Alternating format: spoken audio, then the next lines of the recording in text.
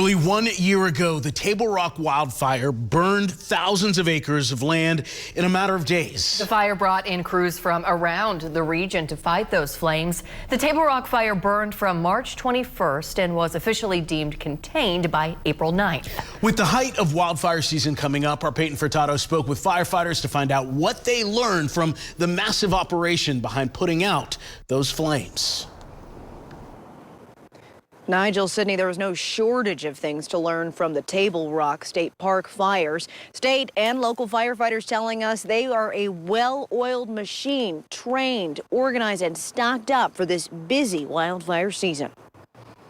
The Southeast is in the midst of wildfire season, with the peak just days away. The South Carolina Forestry Commission is using the quiet before the storm to clean up debris from another. And that was one of the things during the Table Rock fire where we were trying to go in and put fire breaks in, but there was so much material down from the hurricane that it was taking crews a long time to go in there with chainsaws to open it up. And like most fires, Table Rock was man-made. So almost entirely they're human caused.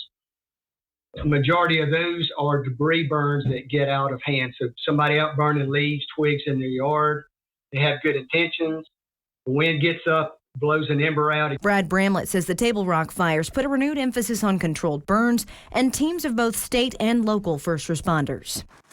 And a good firefighter is only as good as their tools. Here in Pickens County, they've ordered some brand new ones to be prepared for this season. Well, one of the big things we learned there was being prepared. Some of the things that we have done since then, we've upgraded some of our equipment.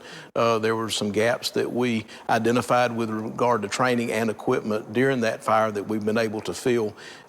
If you look at the long-term forecast, it looks like we may have a little bit drier spring than normal. And according to Billy Gibson, that could mean a fiery few months. The Table Rock fire burned about 15,000 acres. It did it in about 2 weeks. The Pinnacle Mountain fire was about 13,000 acres, and it was over a month long. So had we not had the significant rainfall about the time that we did, that 2-week period at Table Rock, that fire had the potential to be much greater with regard to damage and injury. And Peyton, you mentioned most of those fires were man-made. What did the chief say about keeping another Table Rock fire from happening?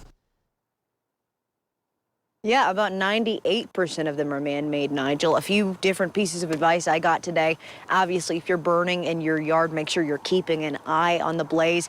Keep a distance from anything else that could catch fire that you don't want to catch fire. Keep water, a hose out there, and make sure you're telling the South Carolina Forestry Commission about it before you're doing this. We're going to have a link to that on our website, WYFF4.com. In Greenville, Peyton Furtado, WYFF News 4.